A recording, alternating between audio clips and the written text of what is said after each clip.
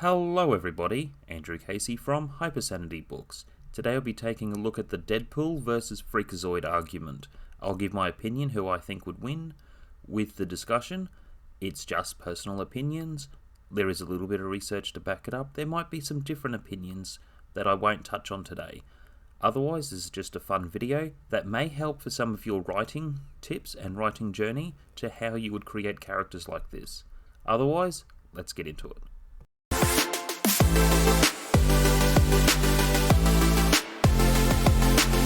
Number 10. Target audience. You're probably thinking, my boyfriend said this was a superhero movie, but that guy in the red suit just turned that other guy into a fucking kebab. Sweet peace. So anyway, back to 1983 at Disney. Their big film that bombed in 83 wasn't Tron, it was Something Wicked This Way Comes, which is actually pretty fun, but it comes across too soft, and it lost a fortune. Freakazoid was created for the preteen audience, mostly in the mid-90s. There have been some comic books. He hasn't made much of an appearance, so there are a lot of people who would be watching this video wondering who the hell is Freakazoid. So his target audience was for a younger audience, where Deadpool's audience was for older teenagers and young adults. With the vast difference of the target audience, the maturity is different. Number 9. Having sport with each other. One thing between both characters to their villains, they would have more sport with each other to enjoy the fight than to finish the fight. For an example, in the other Marvel video game, Marvel vs. Capcom 3, you have Deadpool vs. Dante. They have sport with each other within the opening video trailer. So, in that sort of sense, Freakazoid also has more sport with his enemies. Oh, just ask him. We were just wondering, who's your favorite? Who are you people? Where were we? I think between the two of them facing off, there would be more of a sense of having fun. And I think in some ways, if you're to talk about the argument as far as finishing the fight goes, my money would be on Deadpool. Number 8. Breaking the fourth wall. Me, Margaret. Wow, nice suit. Zip it, Stanley! Hear the music. I'm a wolf in sheep's clothing. There'll be time for questions later. No, there won't. The show's over in 10 minutes. Well, if you hadn't wasted all that time in the plane, I would say between both characters, they both do it equally as good. Deadpool also hijacked his own video game. Nolan! Hey, what's up, buddy? We're making a game about me. Gotta have you do the VO, man. Now, you see, here's the thing. People tell me we sound alike.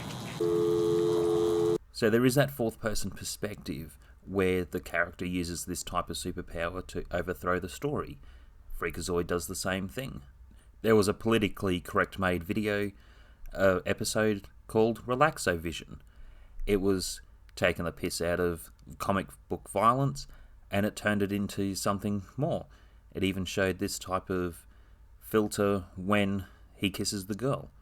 So there was a bit of humour with it, but it was hijacking the film, and within certain parts of the story, it's taking control of the situation. So within breaking the fourth wall, as Deadpool does, or breaking the fourth wall as Freakazoid does, I think they would both have an equal advantage in this case. Number 7. Origin story. Wade Wilson had his origin story, having experiments done on him to gain his powers that way. He was a Merc with the mouth. Then you have Dexter Douglas, a typical 16-year-old nerd. With this stereotype, it was in the mid-90s with dial-up internet. As said before, there haven't been too many illustrations or too many publications of Freakazoid. However, within a modern retaking and retelling of the story, cut down on the Looney Tunes feel and take it up a bit more maturity, I think he could make an interesting comeback. And the way they push out superhero movies between the franchises, I think he would be an interesting character to take on. Or it would be something that would be too stupid. Randy, we can't allow our son to watch this stuff. Well, it's not like it's vulgar or violent. No, but it's incredibly stupid, and that can be worse on a child's mind than any vulgarity or violence. Number 6. Speed. Between speed, Yes, Deadpool, with the fourth person perspective and breaking the fourth wall, I would say he would be quite fast as a character. He also has a lot of other ability that works in with his speed. However, Freakazoid would have the upper hand. He runs like this.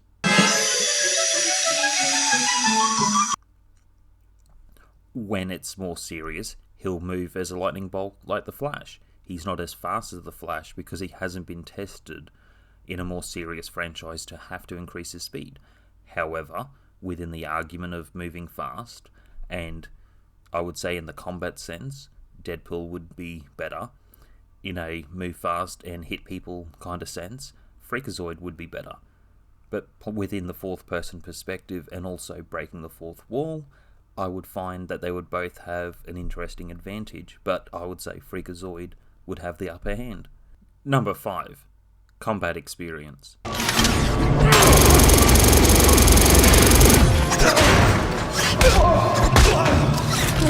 Oh, golly. You know how long it's been since I've heard the boys roughhouse. Ow! Say uncle!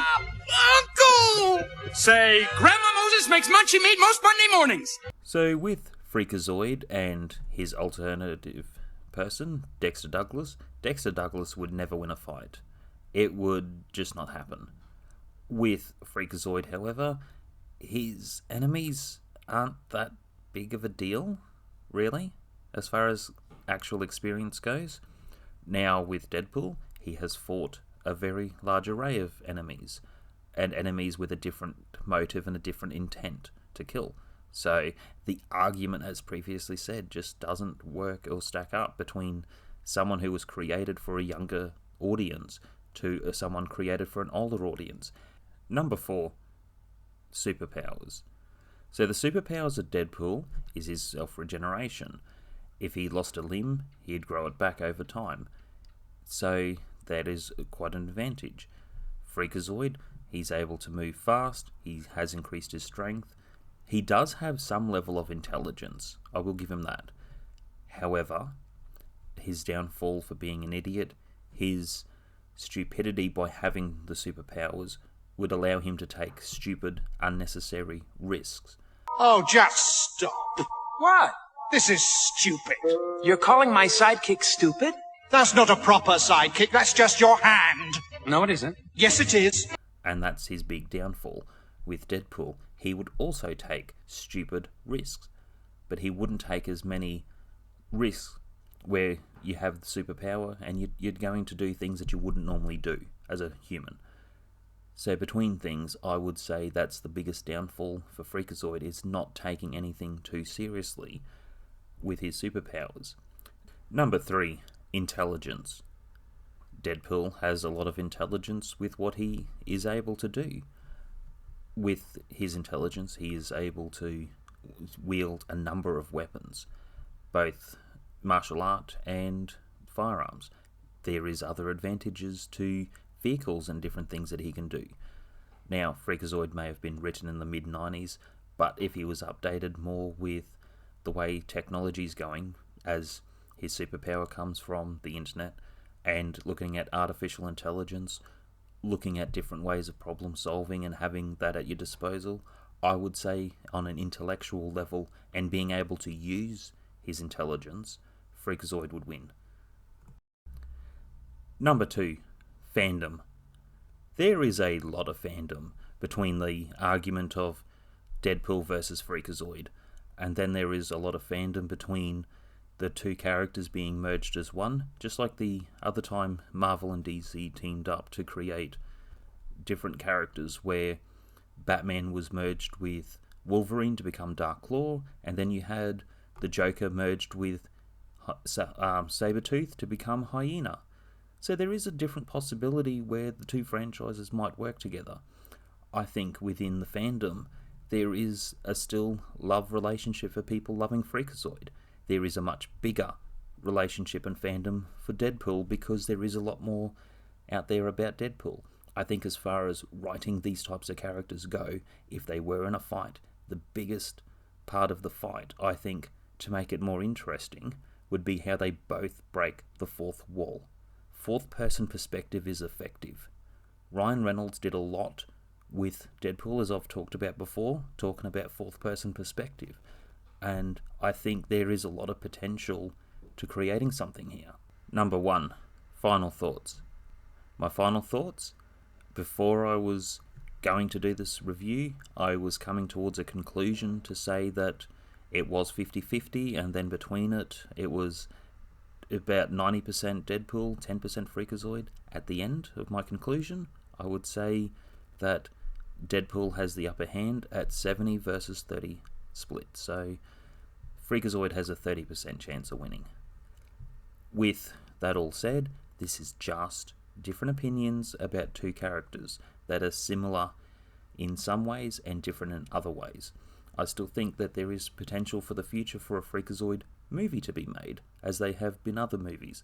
However, I also argue it could be really good, it could be a movie in between, or it could be the worst, stupidest idea, just as much as the prequel movie Dumb and Dumberer. Harry Dunn. Harry Dunn. Why does that not sound familiar? Probably because we've never met before? No, that's not it. Otherwise, that's it for today. Hit like, subscribe, comment, and I'll be doing some other characterization soon. Mostly within this channel, we're talking about writing books, and I love characterization. It's one topic that I will be obviously doing a lot of within this channel, because that's one reason we love the characters that we write and the characters that we read through our work. Otherwise, I'll see you next time.